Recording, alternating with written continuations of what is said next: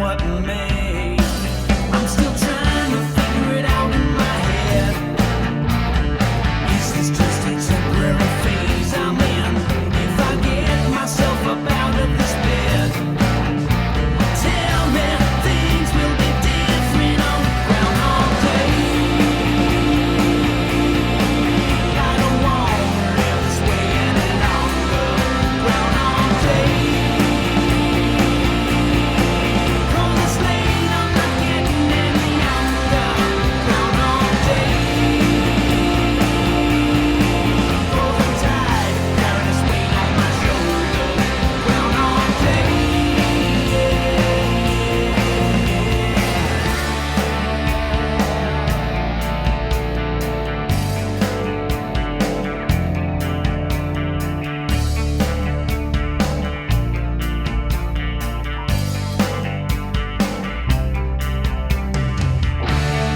I cast no shadow.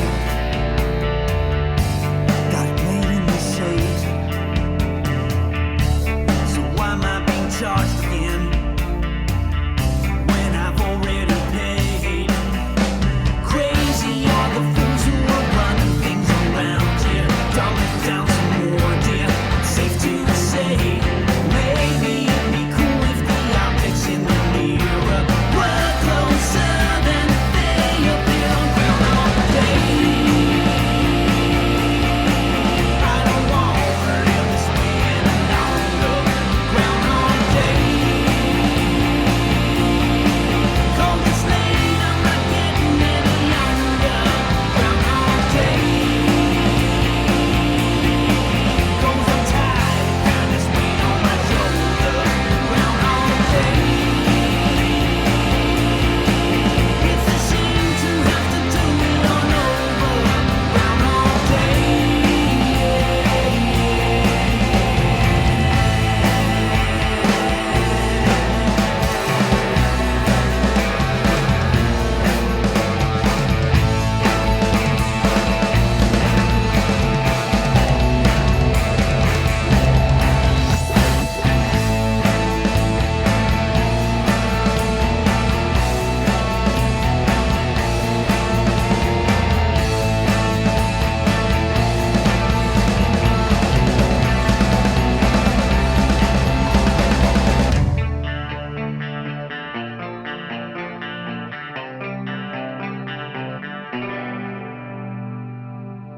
Groundhog Day.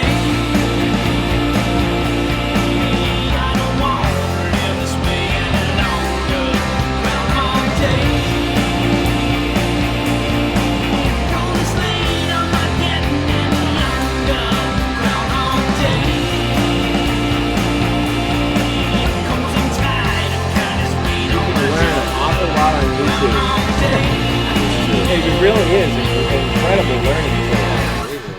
All right, you're listening to Rock Hard with Jay Conroy on Rock Hard Radio 1 as promised in the studio. Damn glad. And this time, we got them all. We're damn glad to have them all. As my producer Chris says, damn glad to know you. Good evening, people. Welcome to the show. Yeah, that's Matt Kerr's band. You guys remember Matt from the last time. Howdy, y'all. And we have, let's go around the room, introduce ourselves. Gio, bass player. And Jeffrey on the cans. And Vincent on second guitar. All right, so we got the whole band in here. You guys got a big gig coming up in New York City next Tuesday, Yes, right? Tell me about that. August 6th, Tuesday, 9 o'clock. We're playing this great place in Williamsburg, Brooklyn called Spike Hill. And it'll be an electric show. We usually like to tell our fans if it's electric acoustic because we try to be as versatile as possible. Some gigs electric, some gigs acoustic. But we will be rocking out most songs from our new album, It's Always Something. Okay. And are you guys playing alone that night? Is there another band there? Yeah, there's always other bands. I never know. I just try to focus on what we got to do, get in there, and promote the hell out of it. Minutes, yeah, so about 40-45 minutes set. Probably, yeah. Yeah, and it's great because it's a free show, so the Spike Hill is always nice Best. like that. Yeah. They always sit you up. It's got a nice little stage, good sound system, great place to be, and for bands, local bands from Brooklyn, it's just. And people the best. stick around and hear, other bands too. It's not just Yeah. one crowd coming in, the other crowd leaves.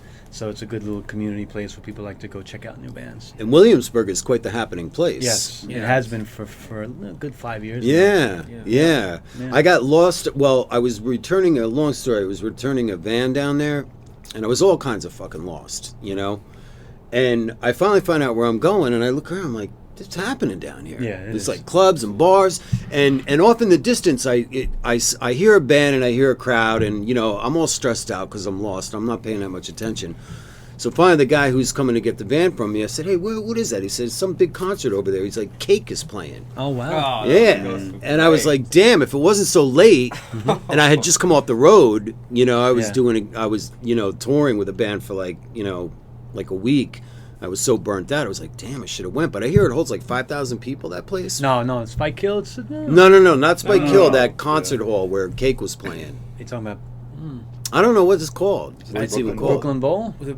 Yeah, because you got the Brooklyn Bowl, you got the Williamsburg Park front that holds a lot of venues there by the water. It was an outside place. Yeah, Right. I saw Jane's Oh. Addiction there Yeah. last summer. Okay. Yeah, I Yeah. forget what they call it, but it's happening. It's really a parking lot that they just put a stage in Yeah. and fenced it off. And it's a great outdoor venue. Because when I heard the crowd cheer, I said, this sounds like a lot of people. Yeah. Yes, You yeah, know? there's a whole lot of people there. And the guy said it holds like 5,000 people. I was like, damn, Yeah.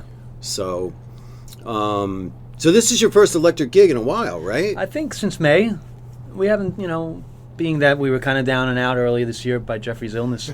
Yeah, glad to Oh, yeah. glad to see that you're feeling better. You look great. Damn glad to be back walking. I'll tell you what, it's been a life-changing experience. Yeah, no, I was feeling for you, man, because I heard about it through Matt, and I was like, oh man, that sucks. It was such a crazy story because Crazy. he spent how many hours in the chair mixing our new record, and it Oh, was God, just 15 hours a day, and that yeah, probably, it was just ironic how his health declined as soon as he finished mixing the album. It was almost like the universe waited for him to finish our big project before he got sick and couldn't, be mobile. And what actually well, happened? it was right after Storm Sandy. I got flooded by Storm Sandy. Did I have you? a brownstone downtown Okay. Jersey City, down by the Hudson River, and so yeah, I got flooded, and I had to tear out my whole kitchen and everything. And soon after that, I started getting weak in the legs, and weaker and weaker and weaker until I collapsed and I was paralyzed. I couldn't walk anymore. Wow. So I went to the hospital, and I was diagnosed with this crazy rare disease called CIDP, which stands for chronic inflammatory demyelinating polyneuropathy. Got that? There's a I mouthful. think so. And some kind That's of why they crazy call it thing where- CIPD or yeah, whatever. yeah, some That's the crazy rock and roll, thing man. where I guess I got some kind of bacterial infection from the sewer water and the mold and all of that. Oh, and so it was- my body attacked and killed it, and then it kept going on my own nervous system. So my own immune system was attacking my nervous system. So it was basically caused from the after effects of Hurricane Sandy Yeah, with, pretty with much. mold. And, Yeah. Crazy, And man. You ain't got nothing if not your health. I was No. completely paralyzed, man. And let me tell you, as a single dad, it scared the shit out of me, 'cause Yeah. I wasn't there to take care of my daughter. You hear that, ladies? He's a single dad. Single. Ladies love single dads because they're safe. right. Yeah, right. You know? Or if you ever want to pick up a chick, like borrow somebody's baby. Right. You go to the park because you're completely safe. You're not like, Hey, it's like, well, if he's got a Politicians do it. baby, Why not rock stars? yeah, right. It's like the best way to pick up a chick. It's like walk around with a baby or a puppy. No, all I gotta say is my Either that or drums. it My takes drums pictures of are your drum. are very much a part of my rehabilitation. I mean, because I had to learn how to walk again. Really? And I spent all of January in New York Presbyterian Hospital, and then all of February in another hospital out in New Jersey, and then all of March and April pretty much confined to a wheelchair in the middle floor of my house. And let me tell you something. For me, I'm a very active guy. Yeah. So to be able to not even lift my leg off the mattress was just horrifying. Yeah. Never- much less wonder if you're ever going to play the drums Yeah, again. I mean, the thing is, the doctors couldn't give me any real prognosis. They don't know. It's such a rare thing. Yeah. And even my physical therapist thinks, hey, maybe I got misdiagnosed because I can run down the street now. I mean, I'm up and out of that chair, and I was really determined to do it. And hey, I mean, all I can say is you ain't got nothing but your health. That's right. It's You so know, true, you said man. it, gotta and take Matt it. just said it. I had some Yeah, health. I mean, it's big. You can. It is. You don't know, realize people- that in your 20s. You think you're Right. just invincible. And people saying you're like, yeah. And I had some health problems a couple years ago myself, and it was so true. I was like, man, Yeah. without your health, it's like you can't Yeah. do shit. You can't work. You can't get anything done. You know, it put a whole different perspective on it. And also living in New York City, I was actually on a cane for a little bit because of the surgery, and that's a whole different ball game Wow. because Trying now to get all of a around. sudden, all the people that you're always rushing by, rushing you know, by old you. people and stuff. Now all of a sudden, you know, You're in the way. you're the guy. You're in the slow lane. You're in the Yeah. slow lane. You know, and it's like trying to get up on the subway, and you're like, oh, It's not easy being in the slow. Ask Vince here while we're walking. I mean, I can't walk slow. I just can't. You Yeah. know, and when I'm in the city, I'm feeling the vibe, and it's pretty, and it's a nice day, and it's one foot after the other, and I'm moving. You know, Yeah. and I can't walk slow. You know, but I used to have friends from California visit me here, and they looked at me and they're like, "How do you live here? I got an ulcer. I can't do this." Yeah. I think it's not cut out for everyone here. No, it's not. It's not. My biggest fear when I was on the cane, there was somebody who's going to bump into me and hurt, you know, absolutely. the stitches and by stuff. accident going up the Yeah. ladder or something. Oh, sorry, man. Sorry. Yeah, and it was winter time, so you know I'd be all bundled up, and I look like the homeless guy. Yeah. You know what I mean, with the cane limping along. I'm Yeah. like, wow, this is the other side now. Yeah. Now you know. Oh man, I know. I spent all of March staring out the window, watching people walk, feeling jealous, Yeah. wondering if I was ever going to walk again. Yeah. And then when I picked up my sticks and tried to do some singles, I fucking cried. I was just like, I had nothing.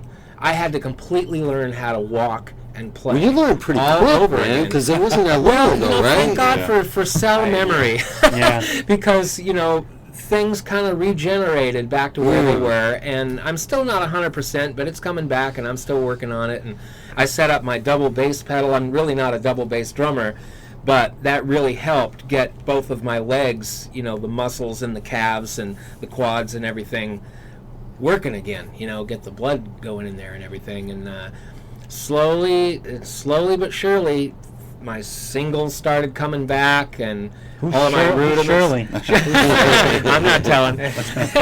She came back. What do you mean? But yeah, it's all good. I'm on the She mend. came again. You can say anything on this show. It's internet. That's the beauty of it. I think last time Matt and Eli were here, and I'm just like, yeah, fuck it. Yeah. Looking at me, I'm like, it's internet. You can do whatever you want. This That's is right, team. phones.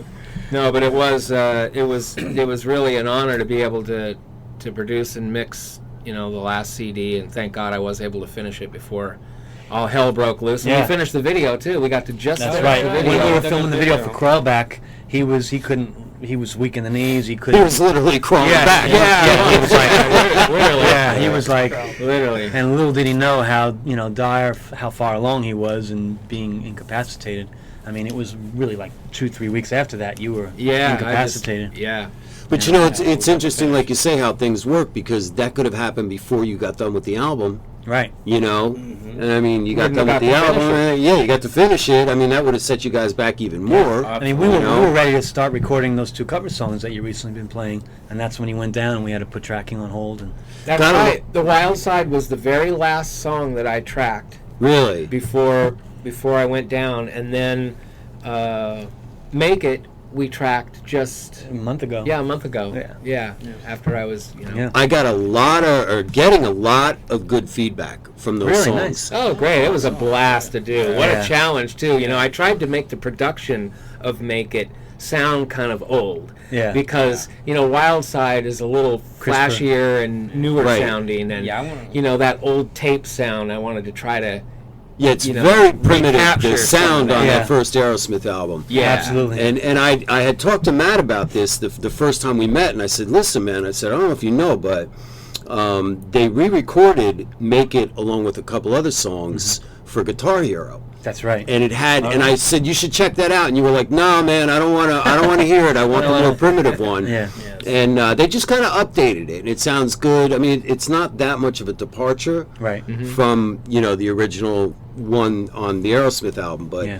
it it's more updated. It's cool. The vocals are cool and stuff, but the response to those has been great. And I think I mentioned to you the last time we were here, because, this Rock Hard with Jay Conroy, the show's on like 8 times a week now. Yeah. Yeah. So I found myself walking in and going, oh, this is a Motley remix or something? And then I'm like, shit, this is damn, like, it would catch me by surprise. Awesome. When I walked in the room, I was like, damn. Maddie did a good job on that. He was scared to death of singing. I was like, man, just go in there and nail it, dude. Yeah, I don't know. Put that clothespin on your nuts and let it rip. Yeah. He did. You put the wig on too, right? I still got a mark. Yeah, I even think he made it sound like he had some hair, Yeah. That's what Jeff used to say in the talkback mic. Try it with a little more hair. That's funny. Yeah, yeah. I was also impressed, and I told Matt this, I've talked about it on the show, that you guys decided to do Make It. Because out of all the Aerosmith catalog, I mean, I would expect, Crying, or, Living on the Edge, or, one of the hits. No, it would have to be old school for me to do it. It would have to It had to be something you Aerosmith felt from the comfortable 70s. singing. You Yeah. know? And Make It, I was like, oh, man. Right away, I said, Yeah. this guy knows. Well, the this record guy knows thought that something. too. He was like, wow, that's a good choice. Really? Yeah. Yeah. And I'm 'Cause glad that's he a did. great album. I mean, the production is, obviously it's primitive, but Yeah, it's like hardly any distortion on the guitars. I hope they do a good job on mastering it. Yeah, right? they can ruin it if I they know. don't master it well. No. But we gave it to them unmastered, so hopefully They do the right thing. they tweak it good. yeah, it sounds great. And like I said, the feedback's been good on it. People were like, wow, they really, especially the Motley, because I think more people know the Motley song. Sure. And people were like, wow, these guys really smoked this. I was like, yeah, so. Well, thank you very much. Thank you. Yeah, appreciate Yeah. that. Has anybody else covered that? I don't know. Not that I'm aware of. I mean, it doesn't mean they Right. haven't, because I'm not aware of it. Yeah. But, I've never, and I think I told you this last time I was here, that's the only song I have never heard Aerosmith play live. That's true. I don't know why Not they the don't bring only that back. song, but on that album, I've heard them play every song. That's such a great song. I mean, it's 3.5 minutes of just a great opener. Yeah, well, I mean, we talked about that. If you can't- don't if you open, don't with, open it, with it, you right? Yeah. Yeah. So, Absolutely. and I think the last time I saw it was on YouTube in Boston, 2003, and it was a little rough because they're not. Yeah, between used that to song, doing I it. wish they would bring One Way Street back. Well, they do. One Way Street is on the Rock of the Rising Sun. I listened is to it? it before, and it's like, that's a 7-minute song. Yeah. And a blistering version. It's on the show. Nice. It's on the show. You'll hear it in, before this interview. Because I said, I got to play this new Aerosmith on the show this week. Yeah. So, Do they still have their club in Boston, Mamakin? nah, they get No, rid they of got that rid a of long it. time ago. Is it? I have a CD of a live recording of One Way Street.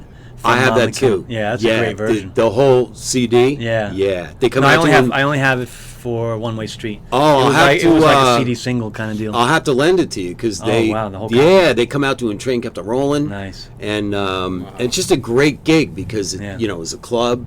Yeah. But it's pretty. The recording's pretty much off the board. Yeah. So it sounds somehow I stumbled onto that. I was like, this is good. You Yeah. know.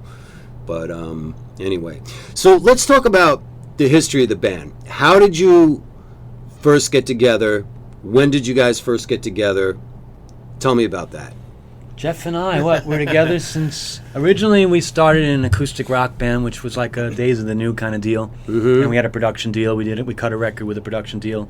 Some of the guys that used to own the record, run the old record plant, and they gave us a production deal. We recorded an album's worth of material. They shopped it around for us, and at that point, Erdogan to hear this. yeah, I mean, something, some Yeah, pretty you prominent guys I are- don't know why. We got turned down by Armin old Erdogan. ears, but- Well, it's better to get turned down by them than That's right. not, even. That's right. Hey, you never know. But from there, we branched off. I went and did my own thing when there was some things that weren't right with the production deal going one way or the other.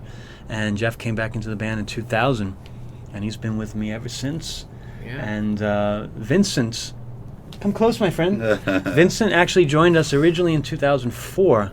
He was a Yeah. different bass player at the time. Yeah. And we played around the circuit for a while. I think this was after our first album, and that Yep. came out. Yep. And so we were just playing local gigs, trying to do what we can to promote the record. And he stayed with us. I think you were with us a good year and a half, 2 years. 2 years, I think. And before he went off to do his own thing, he's got his own band. He plays in the Plush Interior. Okay. You can find him on Facebook. Where are you? Yeah, the Plush Interior. PlushInterior.com. You have a website? Oh no. So just on Facebook? Facebook Okay. and So he's a SoundCloud. great guitar player, great feel. You do a lot of the. How would you explain your sound and how you play?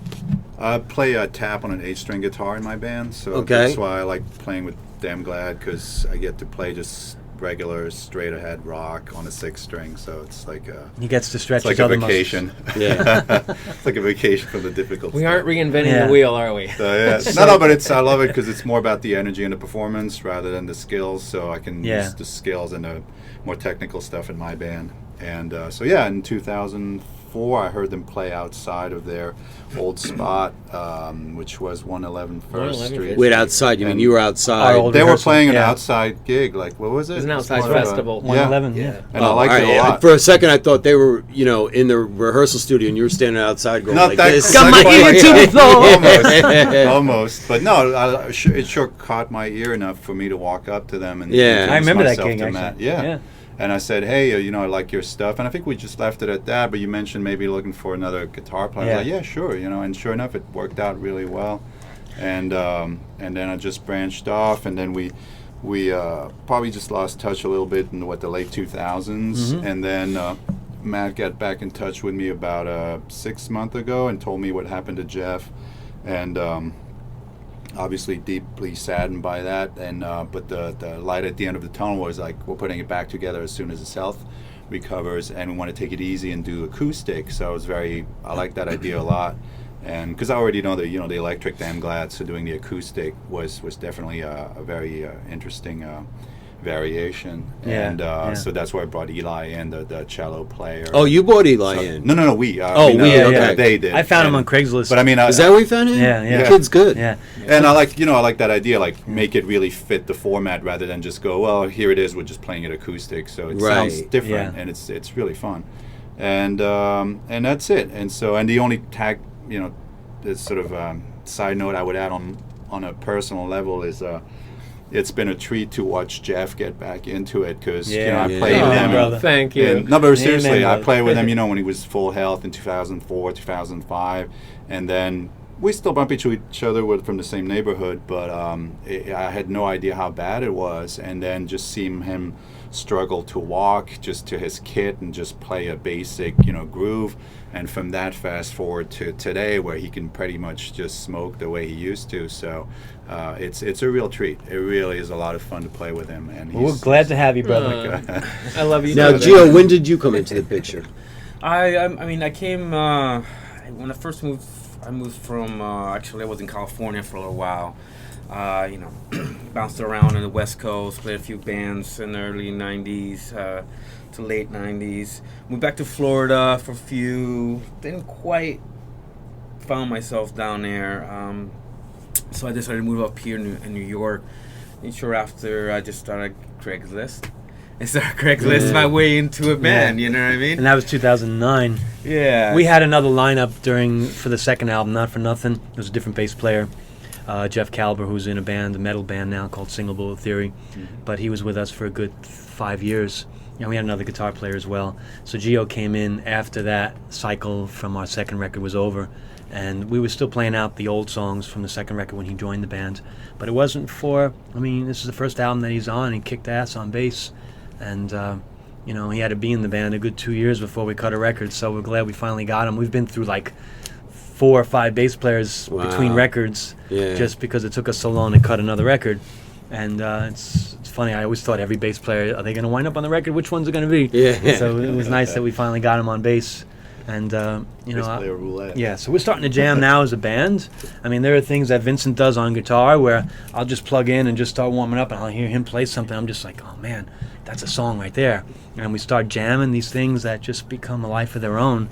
And I prefer actually now these days to write that way instead of me coming in with a bunch of finished songs. When you write as a band, it's like the whole chemistry is just something bigger than one guy writing everything. So Yeah, that makes sense. It's a great vibe now.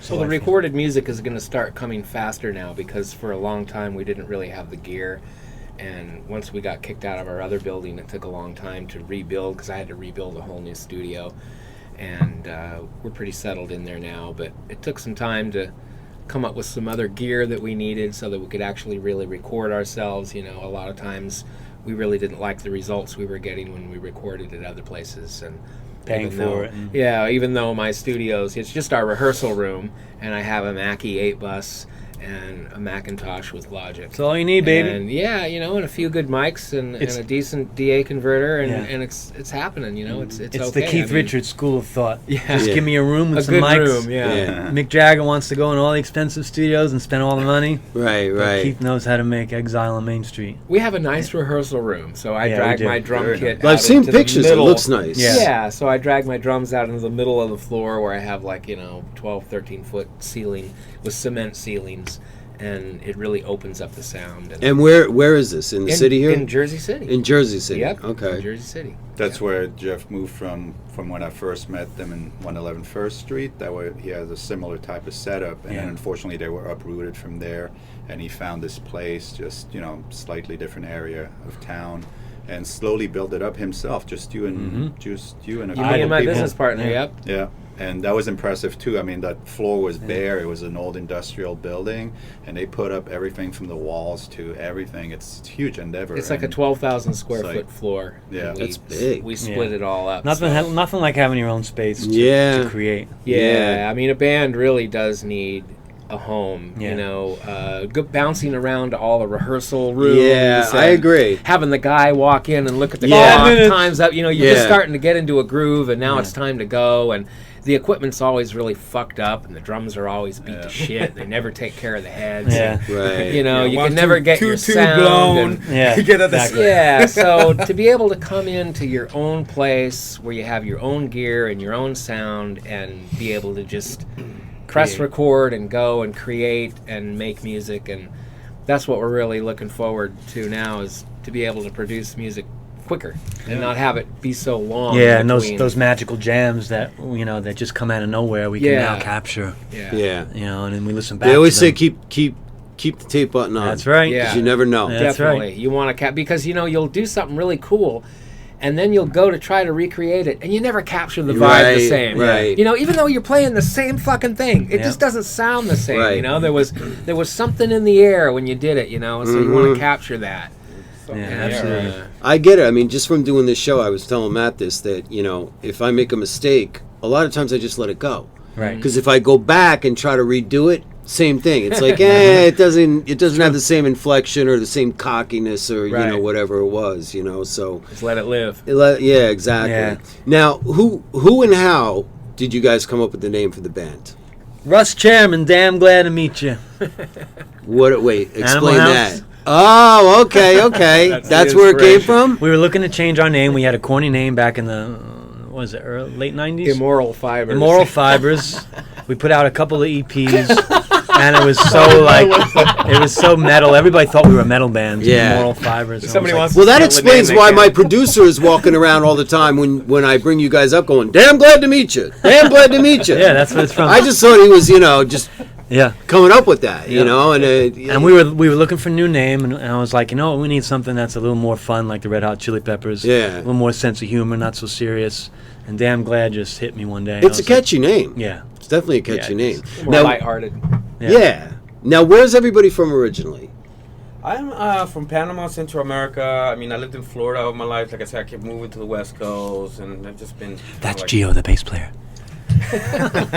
Just keep moving back and forth. But I'm originally from Panama, Central America. But yeah. Yeah. How about you, Jeff?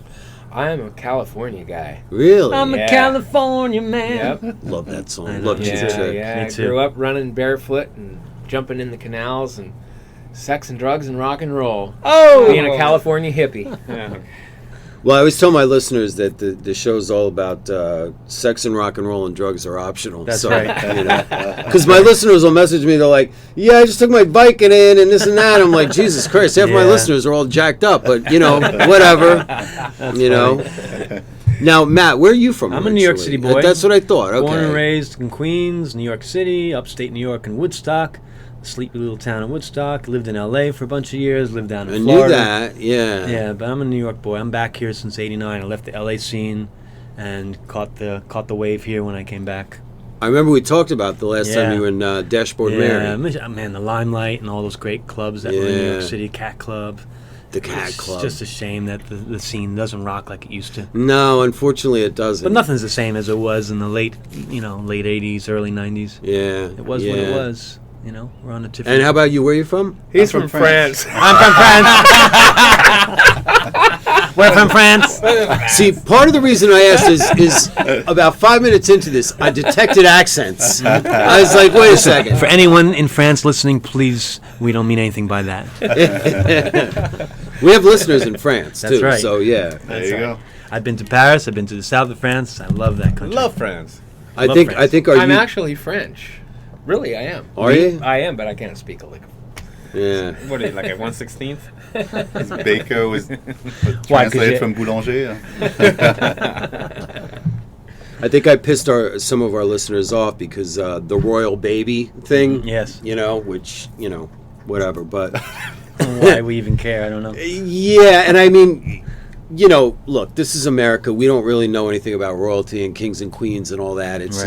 just, it's different to Fairy us. tale land. Yeah. And in France, we have a slightly different take on them, too. Yeah. So when this kid was born and they didn't have a name for it, I'm like, you gotta be fucking kidding me, Are right? they going to name him West?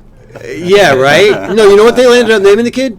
George. I'm like, George, out of all Bye, the names. Yeah, maybe that's why. Yeah. But I was, I creative. mean, I was going on a rant about, you got to be kidding me. You have a kid and you can't.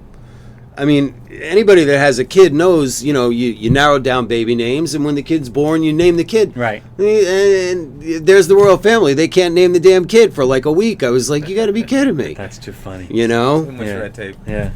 Too busy All right, counting so the their- first album, and that's that. And that's that. This was released. We talked about this before we went on the air. This was 2003. released 2003. Yep.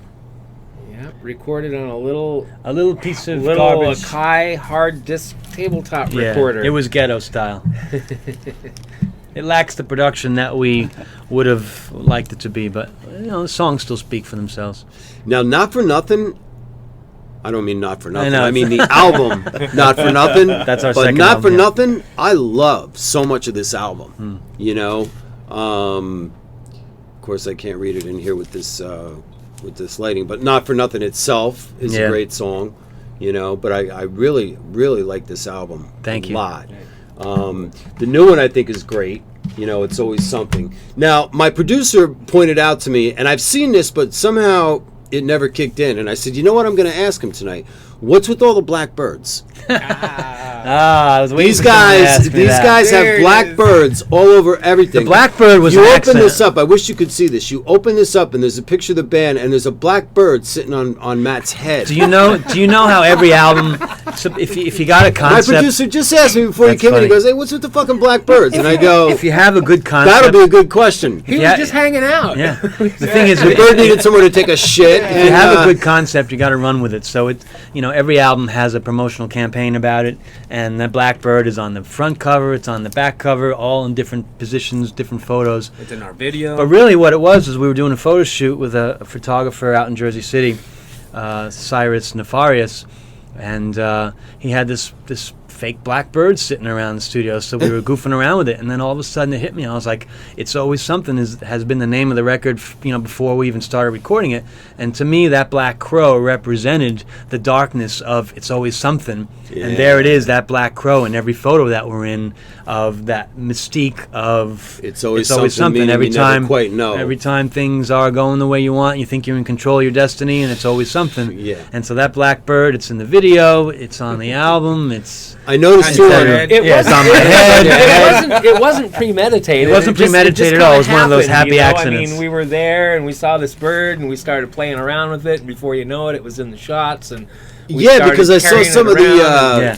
some of the promo pictures. I think one you're on a loading dock or something Yes, like that. It and was it's on- very cool. Yeah, yeah. And I'm That's like, where we I filmed see the the video. birds, and I'm like, those are pretty well trained fucking birds. I think I know, right? I said, oh, the bird just didn't give a shit, and they were hanging out. But I was like, but again, it wasn't until like right before you guys came in, my producer Chris Madden said, what's with the black What's with the bird? bird? I said, Plays you know the what? keyboard. Are they on a flipping hidden us the track. bird? Yeah. So I said, you know what? I got to ask him about that. So Yeah, it's the fifth Beatle.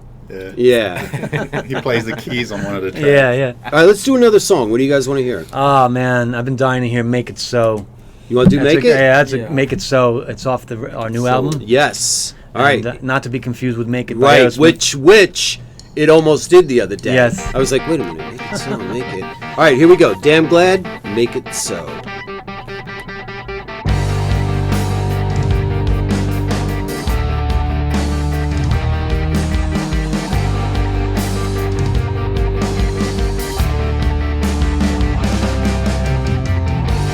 Many quiet, lonely nights,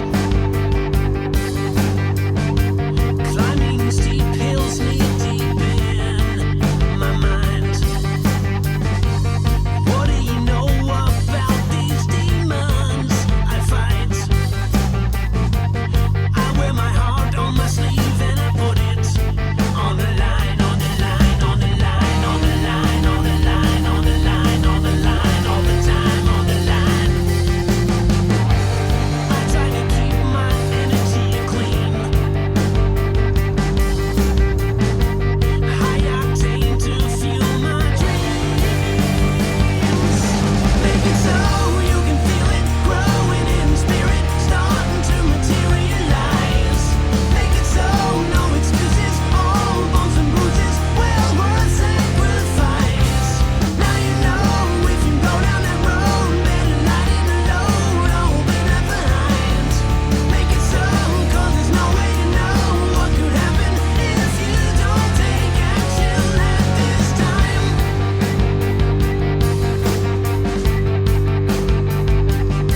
Make it so.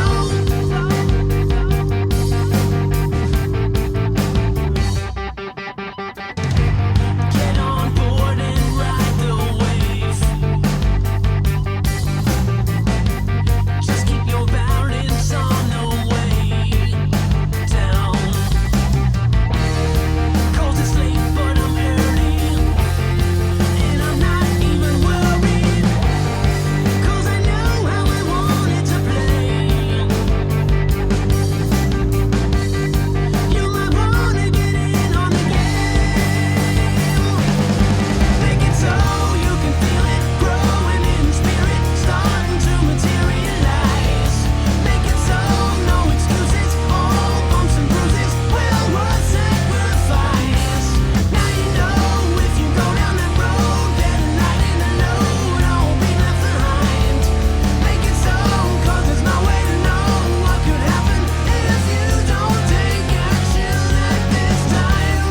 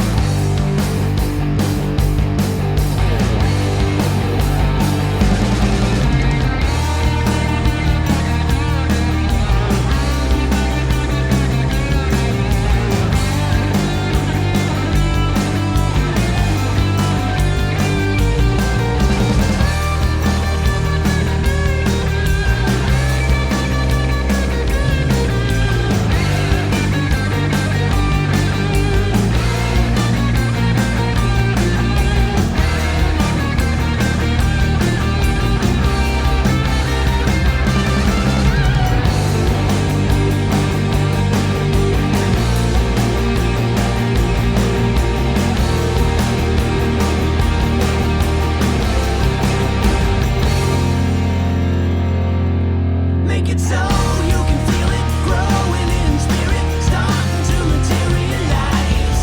Make it so no excuses, all bumps and bruises, well worth sacrifice. Now you know if you go down that road, better lighten the load, don't be left behind.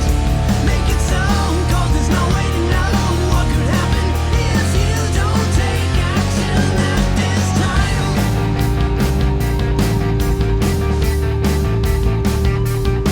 Make it so. It was a good time back in the late 90s. The red light district. All right, Make It So by Damn Glad. Now, during the song we were talking, and I'm going to bring this up again, These guys were talking about L.A. because they spent a lot of time out there in bands. L.A., Hollywood. And Matt was just telling a cool story about Slash. Go ahead, Matt, tell that story again. Oh man, I was going to Fairfax High. This had to be 1986. They were on their rise on the local LA scene, and I remember I think Slash was dating a girl that was going to Fairfax, and I had made a shirt in art class of one of my favorite punk rock bands called Fear. If anybody knows who Fear are, they're one of the greatest punk rock bands from the early '80s. And so I had a shirt, and some guy was picking on me. He was like, "Hey, what's with that Fear shirt? Get that fucking shirt off!" And Slash looked up from his paper. And he I can't picture Slash sitting there reading a newspaper. No, it was like one of the rock men. Oh, rock man. Get your information somewhere. Yeah, The financial. The LA Times, you know. Yeah, exactly. And he looked up and he was like, "Hey, man, Fear's one of the greatest punk rock bands. Leave him alone." And the guy just kind of sauntered off. But I used to see them in the clubs, and I looked up at Slash. I was like, "Thanks, man. Thanks so much." He had the same look back then with the hair and the glasses. Yeah. Because we were talking about, well, we're not going to say because of where we are, but we were talking about somebody that has a hat holder, and that's what brought it up, is because I saw Slash in a building here in New York, and he was coming out of the studio, and he had a hat holder, and I'm like, Jesus Christ. You know you've made That's it. some gig. You've made it when you've got a hat holder. Yeah. You can have a wig holder. Or Yeah. Right? You know, they come whipping out of the studio, and there's this guy carrying the hat. I was like, That's it's a pretty good gig, man. You know, hat holder. that would be the day that I'd make the phone call. Mom, you're not gonna believe this. Yeah. I got a hat holder. Mom. Can you imagine the I've insurance made it. policy on that hat? Yeah, right. Well, he's probably got a million of them too. But we were talking about how he plays overseas a lot, and it's true. And They just appreciate more over there. Yeah, and like he's crazy on Facebook. Like you see him all the time on Facebook, and he's always talking about the gigs, and it's like, I mean, he does well here when he plays. Yeah. But I think he plays to a lot bigger crowds. Sure. Over there, Absolutely. which is cool. And same with, I think last time you were here, we talked about a band called Rival Sons. Yes. Same thing with them. Yep. They're from California, and they're forever playing overseas. Yeah. It's like you go where the money is. That's you right. know, so The audience it's a different vibe here. The whole club scene of having a group of people come in, watch one band, and then leave. It used to be a party. If you paid $10 to go in and watch a couple, 2 or 3 bands, you know what I mean, get your money's worth. But now people come in and they watch one band and then they leave. What the fuck's up with that? Yeah, I'm the kind of guy I would stay for the party. Yeah, Yeah. we gotta turn that back around. Well, do you think a lot of that's to do with the information age and people have no fucking attention span whatsoever? I mean, it's like next. Everybody's on to the next thing. And also, I would say, being from Europe, what I know from the differences in audiences is in Europe, audiences are less fickle and less prone to just follow what's hip. Meaning, if you're a good band and you're just good, they don't really care as much if you're hot or if you got the latest whatever. So, and that carries across. So say Slash probably here would only do good if he was playing Guns N' Roses material. Right. People would go, "Hey, I don't really care about your solo stuff." I'm Where's Axel? Well, I'm simplifying, but I whereas get what you're saying. In Europe, yeah. people would go, "Well, I want to know what you're doing today." The same way you're talking about the guy. Sorry, I forgot the name. The original singer from AC/DC.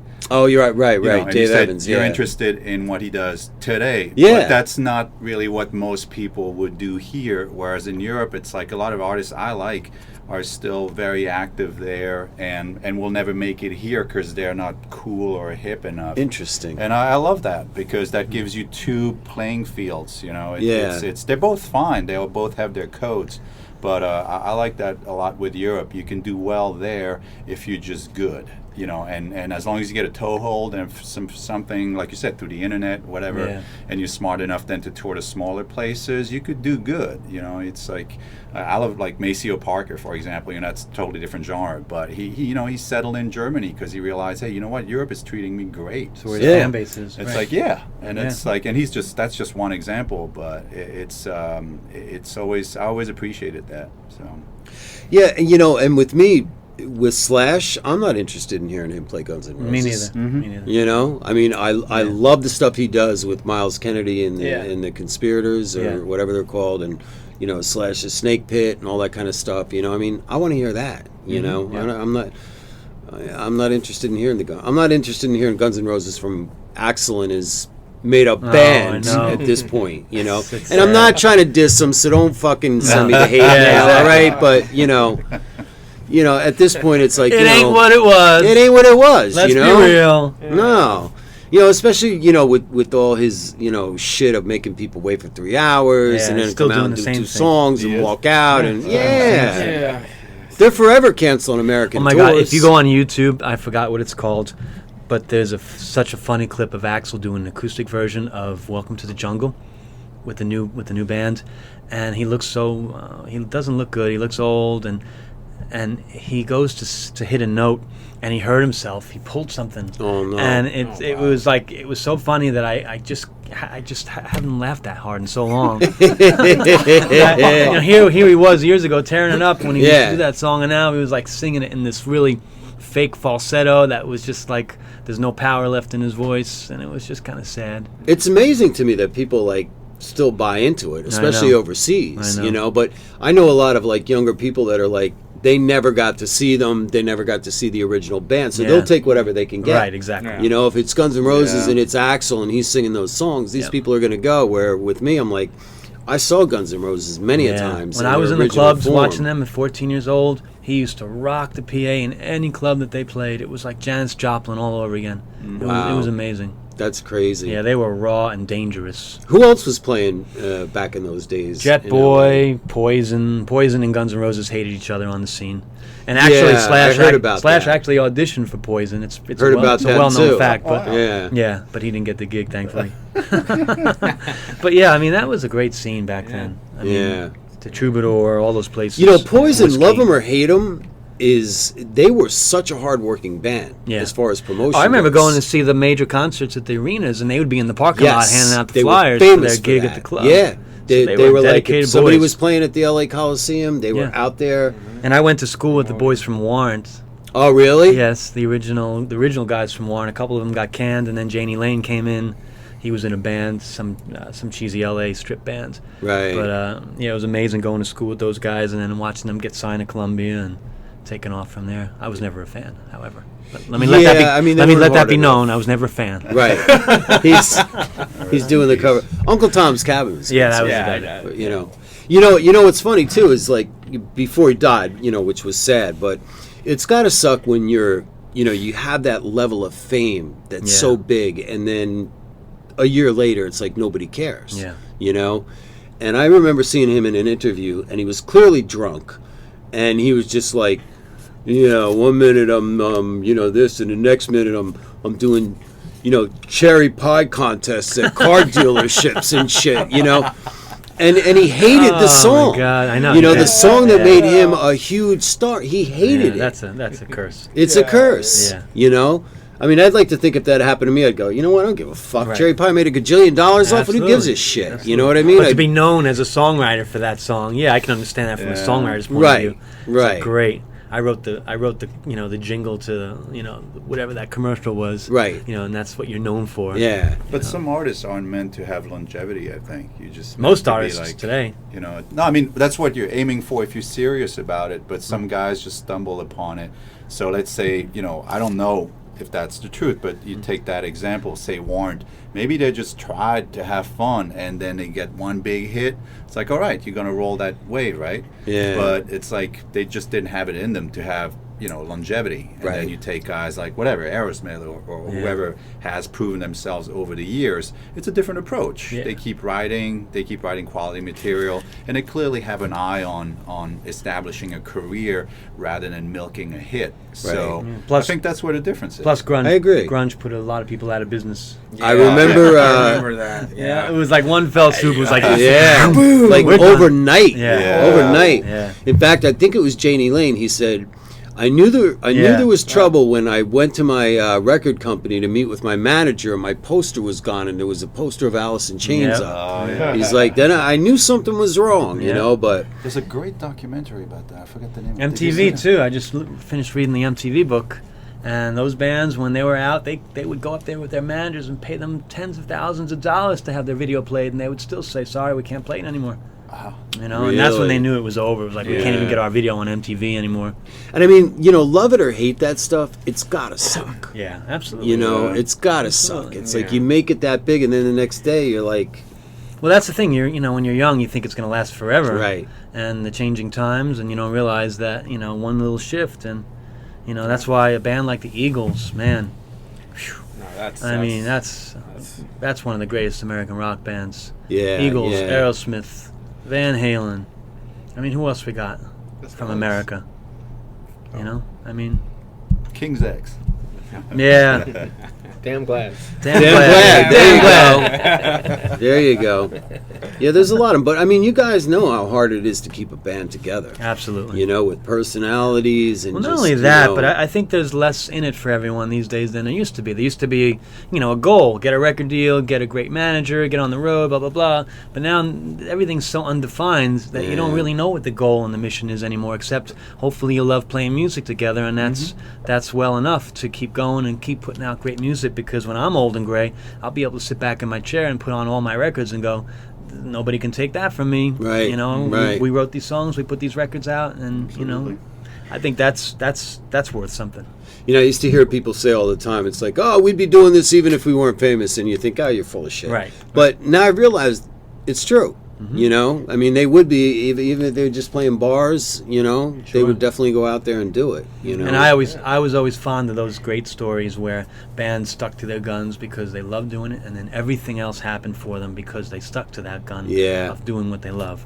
They weren't like, well, I don't see any results, and I'm going to go try something else. You know, they loved playing music together for as long as they Right. did. And that's what was, you know, conveyed to an audience, that doesn't matter what the climate is, these guys don't go away. And I couldn't agree more, because I'm the same way. Like, I stick to Yeah. my guns. Like, if somebody said to me tomorrow, you know what, if you start playing, you know, country, your ratings will go through the roof. Right. You know, I don't know that I'd do it. Right. You know, well, if the paycheck was good enough, I'd do it. And I'd be like the guy from fucking Warrant. And I'd be like, hey, take my money. And you wouldn't hear me crying over Right. cherry pie, you know? But, but that being said, it's like, you know, one of my friends always says to me, you know, in the beginning of doing this show, I was like, you know, dude, am I crazy? He goes, and he would always say the same thing. He's like, are you having fun? And I was like, yeah. It's like, that's all that matters. Yeah. You know? So, I mean, I feel the same way. I stick to my guns. This is what I do. This is what I play. Yep. You know? I'm not going to change it. You can't be all things to all people. It's one of the biggest mistakes you can make. You know? You try to be, you know, make everybody happy. It's not going to work. Absolutely. You know? Absolutely. Because even when you stick to your guns, somebody always thinks you suck. Exactly. You know, you can play Madison Square Garden, 1,000 people are gonna, and 20,000 people, 1,000 people are gonna walk out there going, they suck. That's like the Kiss album cover for, what was it, Unmasked? Was it Unmasked? Where it was a cartoon, and it's Not sure. And it's set in Kiss. I bring you the loudest band in the world, Kiss. And then there was a little cartoon of a couple guys in the audience looking at each other, and they say, "I still think they suck." Yeah, yeah. Well, you know, like I said, I've DJ'd for years, parties, weddings, shit like that. Yeah. And you know, you could do like the greatest gig, and you know, I'd be outside having a cigarette or something, or I'd be in the men's room taking a piss, and I'd hear somebody, "That fucking DJ sucks." And meanwhile, I was rocking the place. You know what I mean? The dance floor was full all night, and I'd be like, you know. And it's like, don't you realize that I am that guy? Right. You know, it's like they never even look at you, you know, but I can't tell you how many times that's happened. That's you know, and it's like, hilarious. you know, whatever. Can't please Can't everybody. please all No, the you people can't all the please them time. all. That's So, right. And last you know, night, all those people were at my show. yeah, That's Mitch yeah. Hedberg. That's right. Rest in peace. So, is there touring plans after this gig? We would love to tour. You know, we're kind of weekend warriors at this point. Yeah. Being that it's hard to tour these days. Yeah, it is. When you're trying to pay the bills, and you know, we're kind of a tri-state touring band, which isn't a bad thing. There's plenty of places for us to play in Oh, a yeah. 200-mile radius. Yeah, You know, so we're working on some of those close to home kind of gigs. You know, if we can hop on tour with someone for a short tour, you know, the Northeast or wherever, we're definitely down. But you know, yeah, which again, is a I great think- way to get exposure. yeah, and I think we're a little honest with ourselves. We don't mind looking in the mirror and saying, you know what, we're kind of past the point of sleeping in a van, Yeah. you know, living on a futon, you know, 5 people in a hotel room, and Right. you know, if it's not done right, it's not worth it in our Right. eyes. You know, but doing some spot shows, opening up for some nationals, absolutely. And it is a lot of work to tour like that. Yeah, because I and mean, then- I've done and you it. come home, you know, broke. It's you Yeah. don't make money on the road. No, No. You know, I have friends in the industry that always say, "Get on the road, tour," and it's like, well, it's easy for you to say, you know, and people think that, you know, industry folks, you know, view that as the ultimate credibility. Oh, they're on the road working it hard, you know, but at the same time, there's no record deals to be had for the most part anyway. Yeah. You know, and it's like if you can break yourself, you know, regionally first, that's what you're supposed to do. You're supposed Yeah, to because break back in the yourself. day, I mean, as you guys know, man, I mean, in the 70s especially, it was album tour, album tour, Exactly. album tour. Yeah. You look at like, you know, you take a band like Aerosmith or Kiss or Queen, they did albums every year. Absolutely. Every year. Yeah. You know, Aerosmith, Crazy. it was like 72, 73, 74, Yeah. 75, right up to 79. And you had to adhere to the record company's quarter. Oh, yeah. You had to get a new record They out. wanted that quarter product. number 1, quarter number 4. Yeah. And doesn't matter that you got writer's block. You got to come out with something. Yeah. And I'm glad that business model is kind of dead. I mean, you know, it's great to put out music, you know, as much as possible, but at the same time, if it's not quality, just to meet a corporation's deadline is ridiculous. And it burns out a lot of bands, Absolutely. too. Yeah. Because, you know, you're constantly working Sure. and it just, you know. Absolutely. I mean, I know I've read stories where bands are like, they're practically recording and touring at the same time. You know, they're on the road, and then it's like they Yeah. have a day off. It's like, well, you got to fly back to New York and do some more tracks, and then you got to be in Detroit 2 days later for a gig. You know, so The creativity is not the same when you're forced to Yeah. put out product. Produce. you know? yeah. Yeah. But you know, I mean, there's no, you know, there's no record business, so to speak, today. You know, know, and it's especially sad. kids are all about one song. Yep. You know, they can't be bothered by. I think we were talking about the fact we were. that there has to be a vested interest. I know when I spend $12 on a CD or a download, I want to hear what I got for my money. Right. But a lot of these kids, they just go on one of these downloading, you know, file sharing sites, and they'll just grab a bunch of songs, throw it on their iPod on their way to work, and just put it on shuffle. Yeah. And there's no investment of money for them to really value what it is that they're. My listening kids to. are like that, and my kids were raised better. Yeah. You know what I mean? But still, Yeah. you know, I mean, they understand music and they understand good music, but at the same time, that's exactly what they do. Yeah. You know, It they becomes- go on there and It becomes background music too. I mean, when's the last time you just sat at home, put your CD on or LP or whatever, and just sat and listened to it, and not did anything else, not read Yeah. the paper, Right. not be on your computer, and because even I catch myself doing that a lot. Music is you have it on your commute, you have it at home while you're working on the computer, whatever. Right. But I still try to take the time to sit in in my living room and listen to a CD top to bottom. Yeah. And hopefully there are still artists that put the effort in making a great record from top to bottom. It's not just Yeah. the one hit with the filler. So like when you were talking, all that popped into my head was like, and what Maddie said, you want your money's worth. I'm thinking of Tool, for example. They take a sweet time between records. It takes them years, but the product, from the packaging to the quality of the songs is there. So that's one of the rare examples where they put the effort in, so the fans still follow. Right. But unfortunately, there's very few bands that still do that. So Yeah. it's Yeah, I'm a production nut too. I love listening on headphones to every little intricacy Yeah. of the production, almost like a movie director would really care about every shot in his film. Absolutely. Yeah. And I don't think a lot of people value music to that degree where they really listen to every little nuance that's going on in that recording. And To I me, it's agree a on the it's a same way. I lost like art. to put the album on and listen to it. Yeah. Suck it all in from yourself in that start to place. finish and Yeah. just Yeah. kick back and do it. So But everything's cyclical, though. Everything comes back around. You'll see in another 10 years, the music business will be back again. I hope so. Yeah, Because I mean, who do you think, as far as rock bands? I talk about this with my friends all the time. 5 years from now, 10 years from now, even, Aerosmith will be gone. Van Halen will be gone. Rolling Stones will sure be gone. They'll sure be gone. Yeah. On a sidebar, they just did those Hyde Park concerts last year, or last week, I should say, and they, which I didn't even know, they released it on Oh, iTunes. I saw that. Yeah, I saw that. Yeah. That's the thing now. Quick releases. Yeah, it's the way to do it. Hit it while it's hot. Yep. But I mean, I would hope that it does come back like that. But I mean, who do you think is going to be around and playing?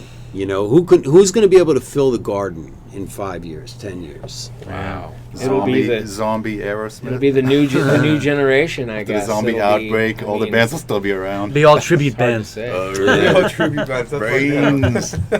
Well, you know, I'll go past like some of these clubs like Terminal 5 down the street here, and like some of these, I saw a band there called Silver Sun Pickups. Oh yeah, they're Oh, great. yeah, they're great. Right? Their last Great album was band. great. It's And got a little Smashing Pumpkins vibe to them. yeah, and That's I a like I great went venue, there. Yeah. It's a great venue, and they packed the place, and they were rocking the place. Yeah, you they know. got a bunch of albums out.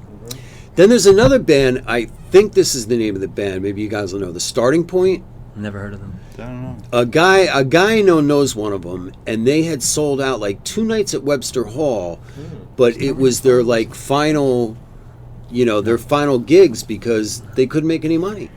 You know, and I was like, I how know. do you sell out 2 nights, in New York, but you got to call it a day? This guy was telling me, he's like, look, they've been around for 10 years. They're getting older. They're not making any money, and they were at the point where like, we can't do it anymore. Yeah. You know. So Yeah, it's not easy. I mean, I think we're honest in that regard. Where we're not just gonna, tour for the sake of touring. You gotta love it, and you can't do it for money. Yeah. no, you do it for money. Forget it. Yeah. But you can still make money though if you're smart about it. You can dream about If one you stay day on the making road, money if you from stay it. on the road, you can make money. Yeah. And that's a lifestyle all in itself. That's not as cracked up to be as it used to No, it's not. I've No. been there. I've done roadie stuff like that, and Yeah. I've seen bands where it's like, and especially these bands that used to have, like a hit or two in the '60s, and now, they're back out there, Right. And you're living in hotels, Yeah. and you're not living like a band like Aerosmith or Van Halen, in planes and staying at the Four You're Seasons. sleeping in the van. You're sleeping in the van or at the Best Western if it's a Yeah, good night. Exactly. Right. And it's not easy. It But burns think you about out. the logistics of it. You're spending all that time for 40 minutes to an hour of bliss, Yeah, and the rest of the 23 hours. which you've heard for years from anybody and everybody. Yeah. That couple hours we're on stage is great, and the rest of it sucks, Yeah. and it's true. Yeah, absolutely. It really is So true. that's what you get paid for Yeah. the rest of the time. That's Yeah. a nice problem to have. Yeah. It's Yeah. just like sex, You do all the courting and going to dinner Right. and drinks, and then you have that great sex, and in 20 minutes Yeah. it's all over. Well, I've always Well, said speak that. for yourself, buddy. But see, I've always said that the good things in life are short. Think about it: lunch, weekends coming. You know what I'm saying? It's like, because if you worked, if weekends were 5 days, okay, and lunch was 5 hours, and coming was an hour, That's you'd right. never get anything done. That's right. You know what I mean? Sex is a lot like pizza. No matter how bad it is, it's still pizza. It's yeah. So that's why you got to spend a lot of time with the foreplay. But I've often thought about that. I'm like, well, if the good things in life lasted, nobody gets shit done. So Happiness cannot be a constant. wait, Not say that supposed- again. That was a little deep for me. Happiness cannot be a constant. Oh, right, true, very true. But You gotta we go around in our day always trying to be happy. Enjoy being miserable on a couple of days of the week. Yeah, it's okay to be. Be total with it. Yeah, it's okay to be. All right, let's do another song. What do you want to do? Let's do. I know I played this for you acoustically by myself last time, but it didn't really do it as much justice as the recording. Force Quit. We're gonna probably try to make a video for this song. You know what? Explain Force Quit, because I really, really like the way what you wrote about. Yeah. Well, Force Quit. Everybody knows in the computer age. Yeah. Control Alt Delete, and I kind of built the theme around what if you can just Control Alt Delete your way out of life situations, and it just kind of went from Well, that there. goes back to the shortness. You'd never get anything done. Fuck this. Right. You Screw know. you. F you. Yeah. F you. Yeah. Force quit you. No, but it was just a play on words, really. And, you can tell from the first verse to the second verse, it takes on 2 different scenarios, whether it's relationships in the first verse, whether it's a bad job, where you want to tell your boss to get lost in the second verse. And then, of course, the chorus, just saying to the degree that I've done all that I said I would do. And, you put your heart and soul in it, but if it's not appreciated, that's when I force quit. Right. And that's kind of where it goes. Yeah, I love the concept behind that. Well, thank you very Definitely much. love that. So, all right, here we go. Force Quit.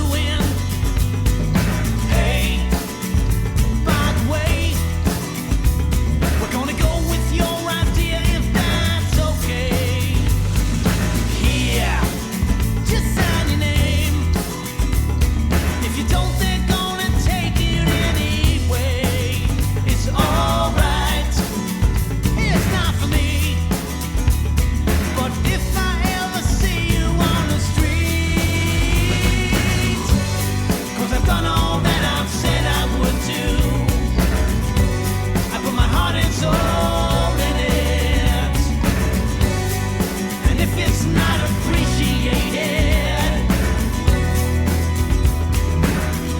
that's when I force quit.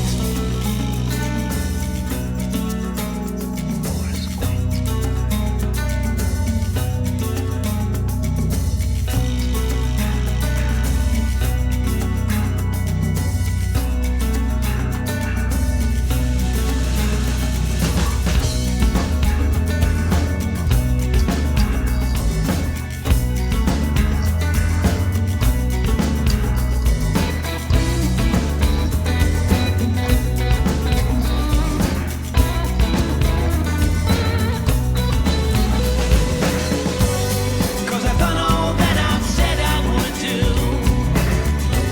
I put my heart and soul in it.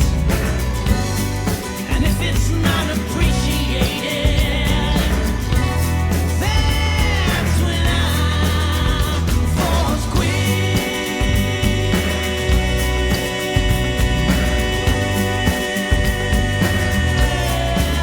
That's when I force quit.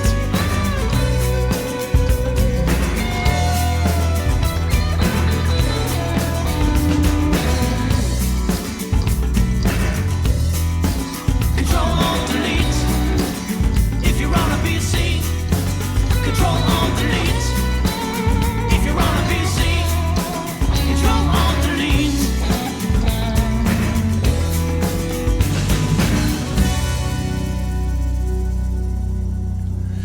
Good stuff, man. You know, one of the things I love about this band, and we talked about this before, Matt, when you were here, it's all about the song.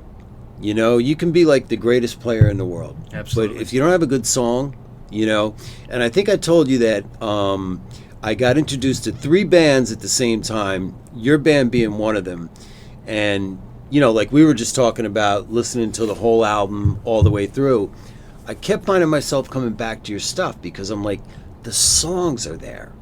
You know, they're good songs. That makes You my know? heart smile. Yeah, well, it's true, you know, because I'm all about a good song. Me too. You know, at the end of the day, it's about a good song. I don't care if a guy's like this brilliant, you know, guitar player that's, you know, Right. playing all these great scales and leads and all that sort of thing.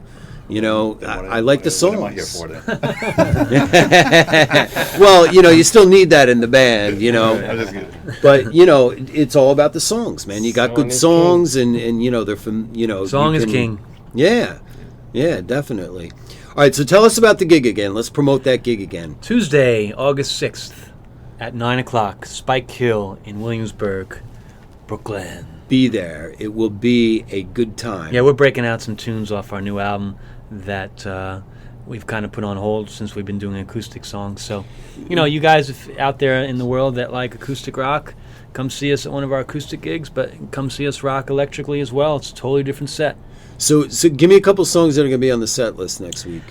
We're going to do the Aerosmith song. Make I It. was wondering. All right, cool. First time we're playing it live, Yeah, actually. that's our first time. Yeah, we're going to throw it out there. Nice. It's Always Something, the title track off our new Love album. that song. Make It So, what we just listened to, the song Yeah. before. Force Quit, we're going to put on hold because that's a great acoustic song, even though we have played electrically. And, we'll do other songs like What's Wrong With That, which is the third song off the record. And Please Louise. Please Louise is a great song. Oh, thank you. So many good We haven't songs. busted that out. You know what's funny In a is that while, I could hear Steven singing that one. Really? You know what? Yeah. I mean, yeah. Well, that was I my mean, you could inspiration really- for writing that song. I mean, Really? that riff is very Aerosmithy. Yeah. Interesting. Yeah. To me, it's got a mix of Aerosmith meets Van Halen. And Not For Nothing I Love. Yeah, that's the and, second record. One Good Reason, another big. I just love that song. Thank you, man. It's funny, if you come see us acoustically, One Good Reason, we play it totally different than we do electrically. Really? Yeah. It's got a Still cool drives, vibe. though. Yeah, it does. I really like it. It's got more of a percussive acoustic guitar vibe. Yeah, and again, you know, I found myself coming back, you know, to the songs going, you know, I remember I was telling my girlfriend, I was like, you know, I said, you know, because, you know, she was aware of the bands that we had just gotten turned on to that wanted to get played, and we were like, you know, I said, you know, I keep coming back to Damn Glad. I'm like, the songs are really good, you know, really good. We're debuting the last song on the record for the first time. We haven't played it out before. It's called Loser Machine. And we're going to debut that next Tuesday as well. Really? Never played it before? Great rock song. Yeah, we finally got it in the set. All right, So, when you got 3 records out, you can kind of move your catalog around. And, Yeah, which is good. Make your shows different every Yeah. month or so. Keep people coming back. All right. Nice problem to have. We're also bringing that one for the second album.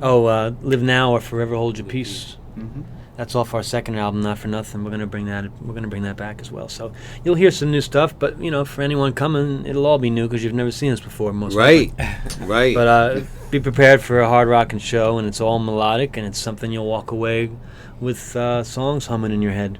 Plus, it's a cool hang down there too, down by Yeah. Spike Hill. Yeah. I mean, there really is like This is the heart of Williamsburg. that part right of there. Williamsburg is like the East Village used to be. Plus, if you come Yeah. down, It down used to be our like 5 o'clock in the morning, all the freaks are still That's out what on I the noticed street. when I was there. I was One like, big party, Yeah. and it's very cool. Yeah. Plus, if you come down to our show and say that you heard us on Jay Conroy Rockin' Hard, we'll give you a free copy of our new CD. there you Hey, go. all There right, you go. I'm in. I'll be there. And you can take Jeff You get a free out copy. for a drink. Jeff will be like, wait a second, man. I mixed this and everything else, Hey, I think so. I only have one copy anyway. So for our listeners, because we have a lot of New York listeners, hopefully they'll come to the show. I think I was telling you when you guys first got here that the feedback from the last time you were here was really good. And that just goes to show, maybe another side of the music business that we didn't talk about. It's like, I have local bands on here, and in the beginning I was a little concerned about that because I'm like, how is that going to work in Cleveland? Or how is that going to work in Switzerland, or Germany, where we have a lot of listeners, Yeah. because, chances are they're not going to see the band, Right. But they can go hear to the the music, Yeah. Exactly. and that's what I discovered. It's Buy like, our record, man! Yeah, we'll promote it to your Damnglad.com. and on Facebook. We're on iTunes. You can buy all 3 of our records on iTunes. If you like physical CDs and you want them in your library, you can buy our CDs at cdbaby.com, or you can just buy them through our website, whatever. We're out there. And you got SoundCloud and Reverb Nation. Right, and those are great streaming venues. It's great yeah, streaming Reverb sites. Nation is good. I'm always on there looking for new bands, to absolutely. play. Definitely. Some great- SoundCloud's But got the great audio. I don't know if it's the filtering or whatever it is, but the sound is just really good on SoundCloud. Yeah. All right. But that's what Sounds the closest to the truth, I think. what you were talking about earlier, Jay, is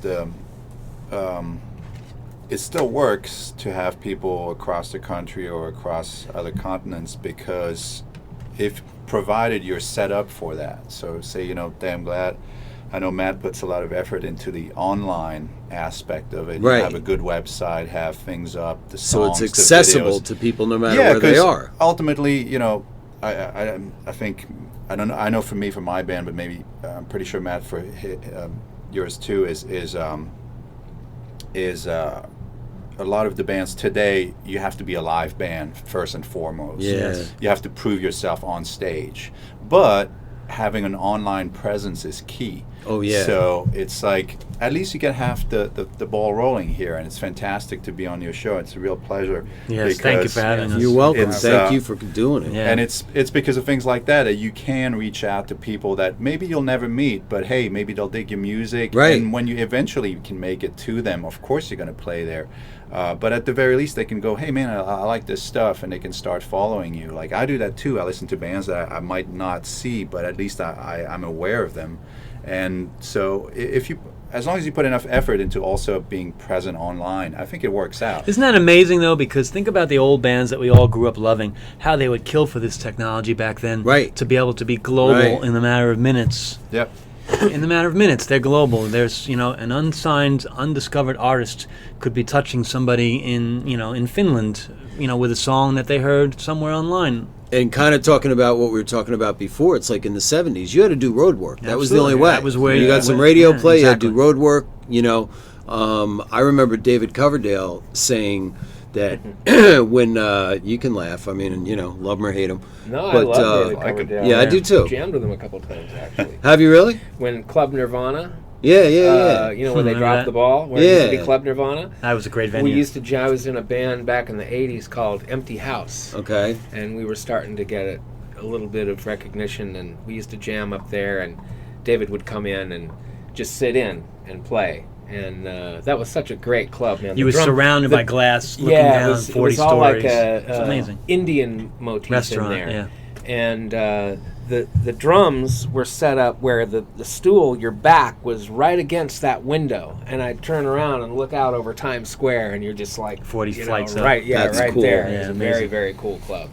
Well, he brought up a good point where he's like, when MTV hit and Still of the Night and that whole album came out, he said that saved him like 2 years of road work. Yeah, Because instead of having to go out on the road and pump those songs, do you know that city video? after city. That John video, Sykes rules. You know that video? He does. They all met for the first time on that video. Oh yeah, I know. Isn't that amazing? Yeah. When I first saw that video, I was like, "Oh wow, they got a powerhouse band. Tommy Aldridge on drums, Adrian Rudy Vandenberg, Sarzi, right? Rudy Sarzo. Sarzo, Yeah. Vivian Campbell. It's like, wow, Right. the super group, and they all met on that set that time. And They it's never not played them together. playing on the Right. It's not them on the No. record. It was like, wow. Well, guys like that are smart by surrounding themselves with Yeah, absolutely. very smart, very good, musicians. Oh, yeah. Ozzy same way when he's not with Sabbath. Yeah. Rudy Sarzo used to be with Ozzy as well, but Ozzy's one of those people too. It's like he surrounds himself with Yeah. great musicians. But Yeah. no, I'd known that about them, and I thought it was pretty That is funny. I funny. was like, but it works. But he had a good point. So it's kind of like what we were saying before. On one hand, the internet thing is good because it does bring the music all over the world to people that may never hear it. Without the middleman. Well, the Yeah. internet is the new A&R guy. Yeah, it really Because is. there really are no more A&R No, guys. There that's used to right. be so many record companies with so many A&R guys, and you would think, wow, I'm going to play in this great club tonight. Maybe there'll be an A&R guy Right. out there who will listen and like us. It's just not But the case machine now. itself as well. I It's- mean, MTV and the record companies told the mass audiences what to like. Now Yeah. the mass audiences make up their own minds as Right. to what they like, and it just takes the filter right off. Yeah. I miss the mystery. Yeah, me too. I really do Looking miss at the back mystery. of the album cover. Yeah, and really not knowing everything Wow. about the artist. Having a little bit of mystery there and buying the Yeah, I ticket, don't want to just- know Robert Plant's Twitter account. Right. Yeah. Robert Plant played Brooklyn Saturday night. Yeah. that's right. Prospect Park. Yeah. I had a gig and I couldn't make it. I was like, damn, I would have went to that. Yeah. Yeah. Sheesh. Yeah.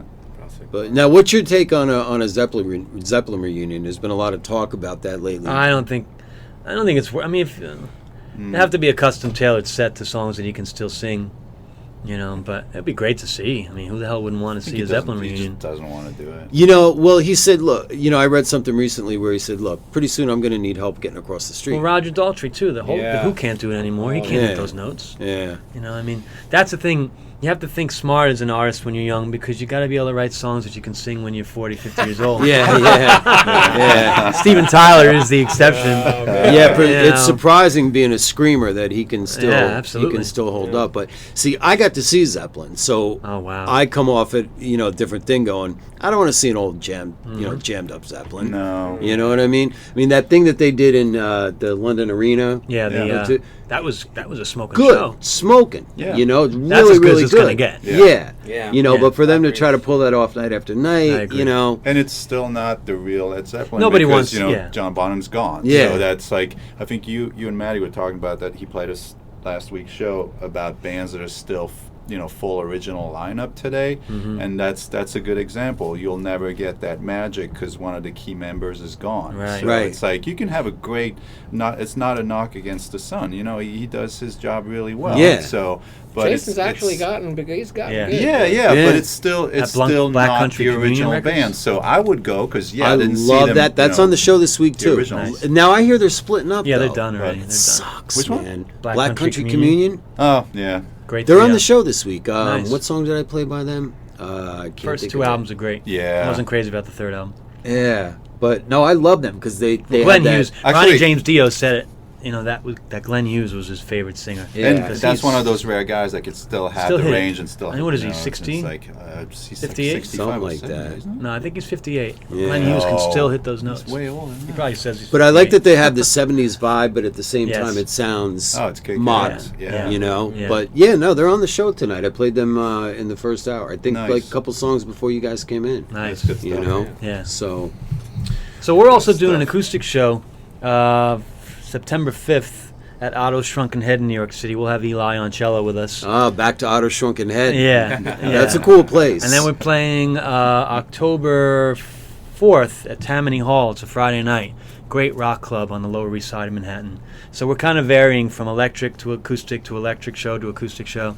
And it kind of keeps the audience interested, so it's not just the same rock thing every time. Mm-hmm. And you had said last time that doing acoustic opens up more venues and opens up, Absolutely. different things that you can do. Yeah, we're not which just is playing good. a typical rock club where, it's balls to the wall kind of mentality. Yeah. And it's funny because bands will look at us and then they'll be fully plugged in, rocking out the place, and we'll come in with our acoustic guitars and they'll be like, that's kind of a different angle. Yeah. But, you got to size up the room. Right. If you want to keep the people there, not trying to, what? I can't hear you. What? Let's go outside. It's too loud. Yeah. If you can keep people interested in the song, even on a smaller scale, you got to be smart with these small rooms. And it's also a lot easier to work Sure. acoustically. Absolutely. You're not lugging in, a whole big drum kit and amps and fucking guitars. Granted, if the and- room is worth it, we'll play electrically. We always want to play electrically in rock. Yeah. But if the room is kind of like, we don't want to blow people out, the songs will come across that much more. The if other it's acoustic. The other advantage, I think, is at first it's a strength to have both, but also what you were talking about earlier, Jay, is the song comes out a little bit more. When you're playing the full electric rock show, I think, me personally, it's more about the energy. Yeah. But when you're playing the acoustic, it's a bit more focused on the vocals and the melody and the actual tune. Yeah. And so it's great to have both. And it's just nice to bring a different focus to both sets. But I always feel like it's nice to hear Maddie a little bit more clearer and, do the harmonies. Yeah. And then the song actually stands on its own merit without, the heavy guitars or the whatever. story gets So told. it's You can hear the lyrics. it's Story gets told. I like that. yeah. And I love that. When Maddie contacted me, a few months ago, it was for that. First and foremost, he said, "Hey, I'm putting together just the acoustic show, and I really like the idea, not just because of what you said, which is true as well. It's easier to just carry acoustic guitar around, and it's easier to set up and rehearse. But at the end of the day, you're like, the song kind of breathe this a little, It's a breathe a different little more. feel. You project a different Well, you vibe, play- yeah. a different feel. It's kind of like an unplug unity. It's different from the higher energy show. Yeah. You bring it down a little bit, and the song becomes fuller and bigger. Even with acoustics, But it's you a total different take, a different feel. And you play for and the sing set. it differently too. It's not Yeah. the same. You But learn you how to s- reinvent yourself all you over still again. got to be able to pull it off. That's why I was making that point. Is like you have to have a good song to begin with. Yes. Because if your song relies on a gimmick like say loud Right. guitar or something, production wise, and the song's actually not that great, that will be very transparent Right. when you play it acoustically. I couldn't agree more. If a absolutely. song comes off acoustically, you got a good song. Exactly. Yep. Yeah. That's why it's a lot of And fun. I to mean, do as both. much as I'm a hard rocker, I love acoustic. Yeah. And I love hearing my favorite bands play acoustic. Absolutely. Yeah. And mainly for that reason, because, again, it's like you said, if it holds up acoustically, you got a good song on your hands. Absolutely, So. All right, so hopefully we can get you guys back again because the audience loves you guys. Well, thank you. Oh, Thank which you, is everybody cool. out there. We We love love the you audience. too. Maybe we can play a little bit of something. Yeah, next time we'll come with- Maybe we could do that. Couple a acoustic guitars. thing, or so. I'll bring my little shakers, my little eggs. Yeah, there you my go. little bongos and my sandals and an Pick up my umbrella. car keys if you a little want. drink with a little umbrella. Umbrella. Yeah, there you go. Or Give me some, my house keys here. You can dangle that. yeah, or some sugar packets. Yeah, there you go. Do you know when Aerosmith was doing Sweet Emotion, he's actually using Oh, sugar packets? no way. in there. On the That's record, the you mean? shaker? Yeah, Yeah, on the record, I read Really? that. Yeah. Yeah, I did read that. yeah. Oh, that's so Wow, they funny. must Yeah. have had a good mic for that. And well, the shit that they used Jack to go Douglas. through, Jack Douglas, man. Props to Jack Douglas. Oh yeah, He's got his star on the Hollywood Walk of Fame now. he deserves it, Yeah, man. absolutely. Jack's, Jack, he's a hell of a producer. I mean, even when they were doing Back in the Saddle on Rocks, and you hear the horse, clanking. Yes. They actually put spurs on Steven Tyler. Yeah, David Johansen helped him. Yes, it's in their book. There's a picture. Yeah. And they laid down a piece of plywood, Yeah. and there's Steven on the floor going, Cans on his feet. Yeah. And I was like, nowadays, that would just be a button you would hit Yeah, to put it So in. that's a production thing. Once you know that story, you listen extra hard to the recording. Yeah, I was like, Yeah. really? I'm like, that's but yeah, you're right. Yeah. There's a picture in there. They're Yeah. like strapping them up and shit. Yeah, That's exactly. like unheard of I know. today. There's You nothing know? like a self-produced Yeah. sound. Yeah. You know, Or like, I mean, Judas there's nothing Priest, like it. was it one of the songs off of British Steel, United maybe? with the heavy marching sound. Uh-huh. That Yeah, was United. They had a tray of silverware, and all they did was shake it up and down. And they did that. Yeah, it's amazing what you used to do in the studio. Yeah. Do you remember the one thing that Roy did when we were recording at Iwi? No, With, don't remember with much. with the fire extinguisher. no. Roy Sakala, he was just getting some crazy ideas for sound, so he took a fire extinguisher and was hitting it, and it was right by this, $5,000 Neumann microphone, and of course all the white shit is spraying out of this fire extinguisher, and it's making this really great white noise sound. It's like this push, push. And he's recording it and just making a fucking mess everywhere. It's all over the drums. It's all over in the air. We're breathing this shit. And he's in the control room just laughing his ass off, This is the famous was Roy really- Sakala that recorded all the John Lennon records. Yeah. It was great to work with him. Yeah, absolutely. He was a brilliant engineer, Yep. It's amazing what these guys can do, You Yeah. think, an engineer, they just set up a mic and plug in some chords, but they have so much knowledge, but they also know how to create a vibe in the room. They know how to get the talent to start getting prepared for, performing. you know. Right, right. He was really good at that.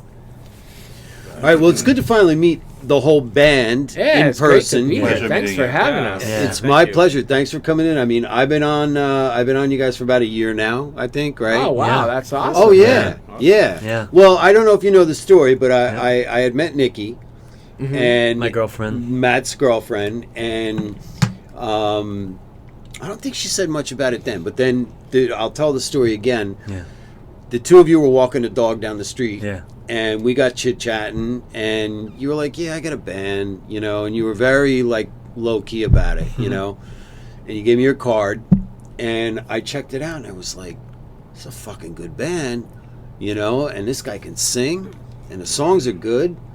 And then I saw Nikki again, and I was like, "Nikki," I said, "Yeah, the guy's acting like he's just got some like little thing going on." I'm like, "This is really, really good," And that's when I started listening off of I guess Facebook or wherever. I Yes. started listening to the tunes from there.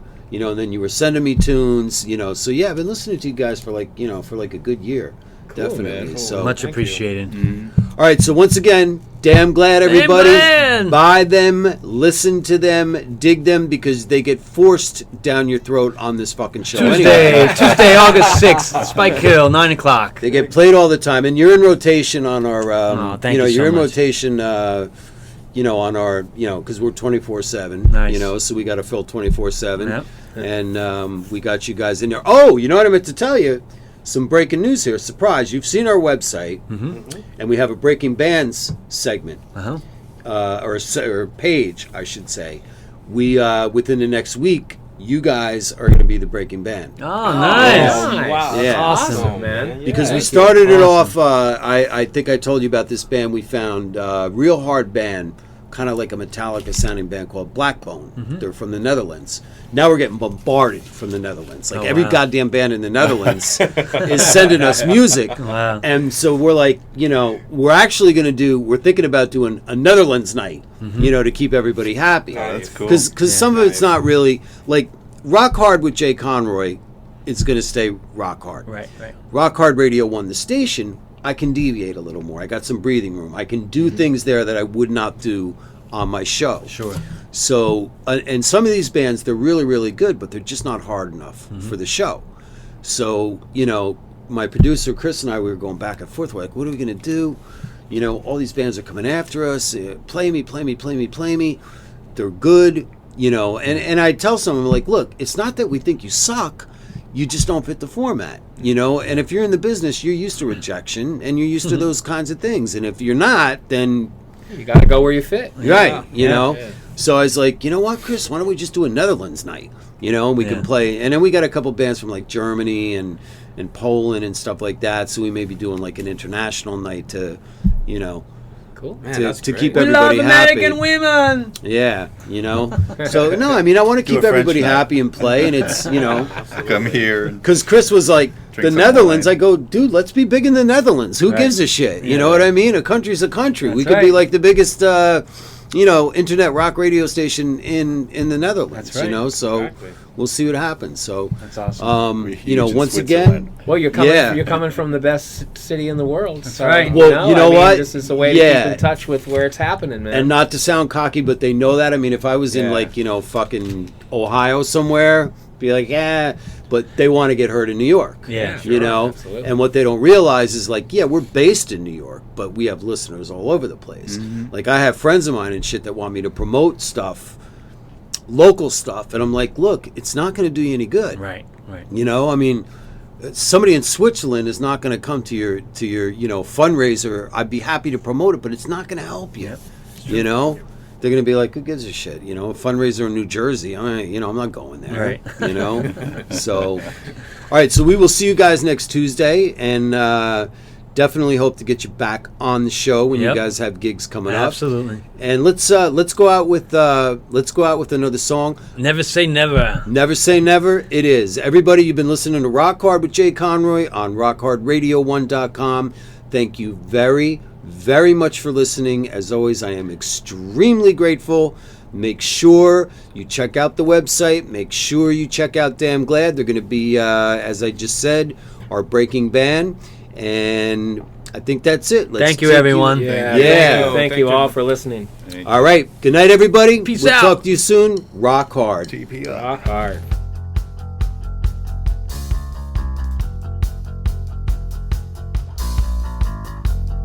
One year ago, our economy almost fell off the cliff.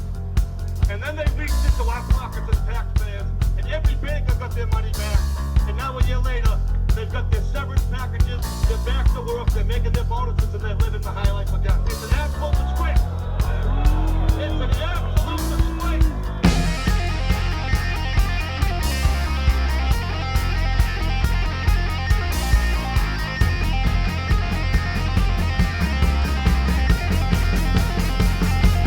There's nothing in my way except obstacles I create. Mind is always at play, just as long as there